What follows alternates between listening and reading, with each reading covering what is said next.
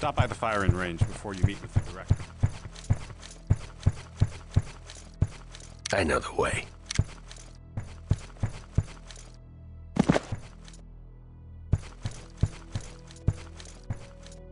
The director is expecting you, sir. They're waiting in the bubble.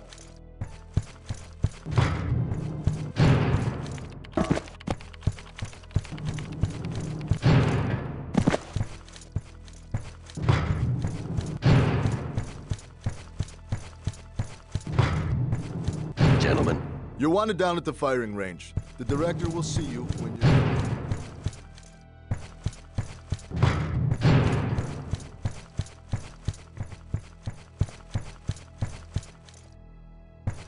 Sorry, sir. You know the rules.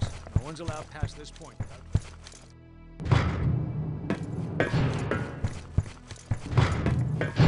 I was told you have something for me.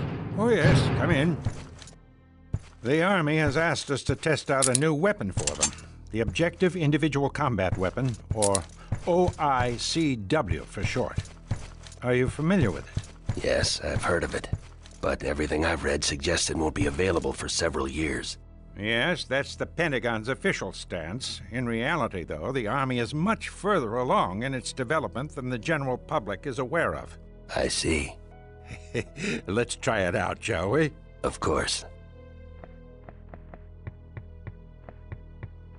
The weapon's primary firing apparatus is based on standard 5.56 ammunition.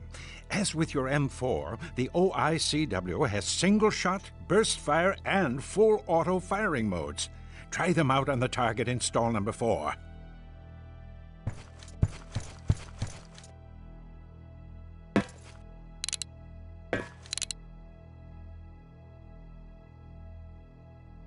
The OICW also functions as a sniper rifle with 20 times magnification capabilities.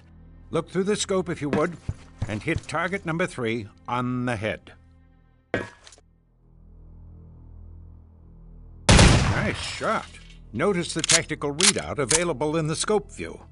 In the upper right corner is your rangefinder. In the lower right corner is your ammo count for both 5.56 ammo and grenades. In the lower left corner is a menu, which allows you to choose between weapon, laze, range plus, range minus, and night vision. You can cycle through and select options in the menu using the weapon special 3 and 4 keys, respectively. Night vision is just what it sounds like. Selecting it turns your scope into a pair of night vision goggles. The weapon entry allows you to choose between 5.56 ammo and grenades. Select laze when aimed at the target in stall number 2.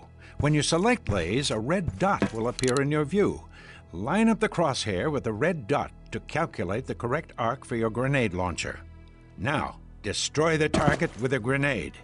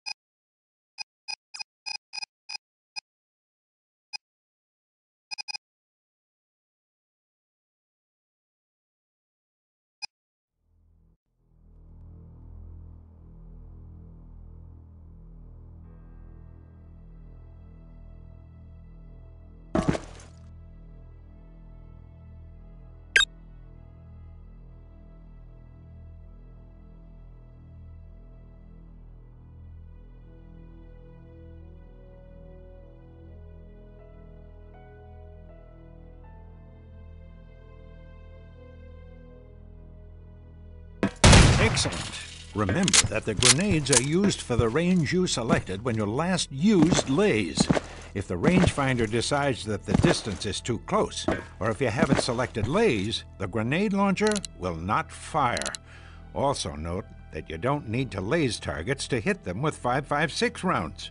Use range plus and range minus to target your grenade in front of or behind your desired target for radius damage. This is especially useful for targeting a window and arcing your shot to go through and beyond it. Try out the range features by destroying the target behind the large wall in stall number 1.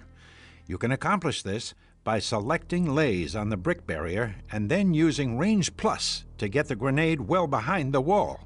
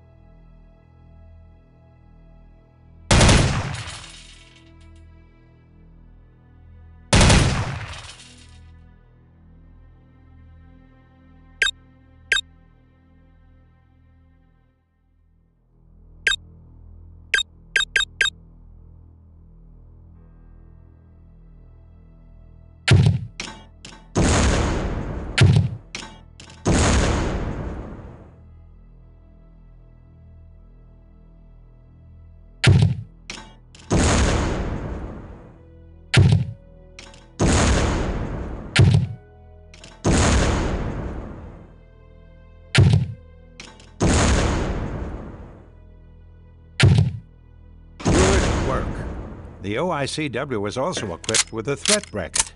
When you sight in a target, the weapon assesses the threat and highlights enemies in red brackets to identify them as a danger to you. Civilians and innocents are unmarked by the bracket. Our good friends Randy and Richard here will help demonstrate this feature. Look down to the end of the firing range. Notice how Randy is marked as a threat, since he is carrying a weapon, while Richard is not. This thing has everything but the kitchen sink. Indeed it does. Feel free to practice on the firing range until you get the hang of it. It's a lot to take in all at once. Will do. And be careful with that thing. It's a multi-million-dollar prototype, and the Army wouldn't take too kindly to it falling into the wrong hands. Understood. I'll take good care of her. I'm sure you will. Whenever you're finished here, the director will see you in the secure conference room. Thanks again.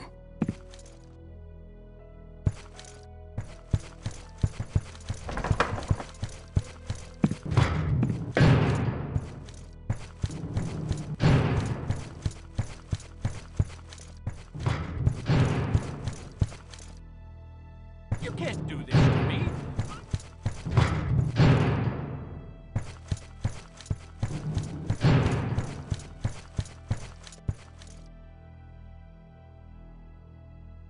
Go about your business.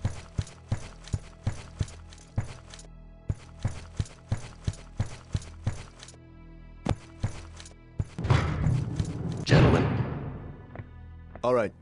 1, 2, 3, go. They're expecting you inside.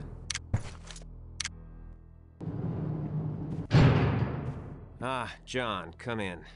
Mr. Wilson and I were just discussing the unfortunate incident at the armory. Incident? Is that what you call it? An incident? Taylor's dead and Sam is barely hanging on. I wouldn't worry too much about Miss Taylor, John. Our sources are convinced that Taylor was involved in the armory's destruction. I don't see how that's possible. If she was in on it, why did Prometheus kill her? Who knows? Maybe she had second thoughts about killing Mr. Gladstone. Look, I know Taylor. There's no way she could be responsible.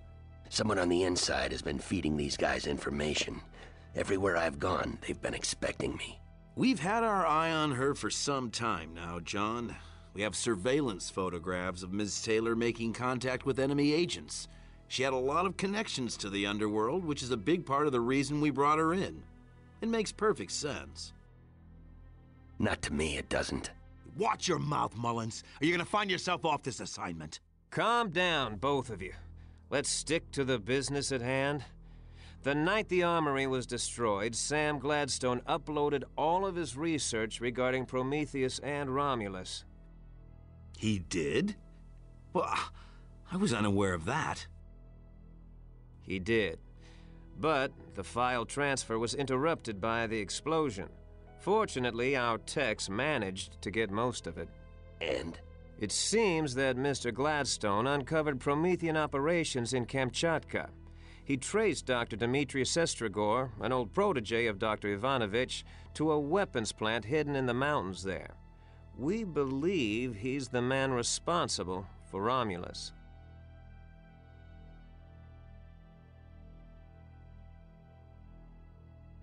What are the mission details? You leave for Kamchatka immediately, capture Dr. Sestrigor, and destroy the weapons plant. One question. If this Dr. Sestrigor used to work for Dr. Ivanovich, how do we know the good doctor isn't our mole?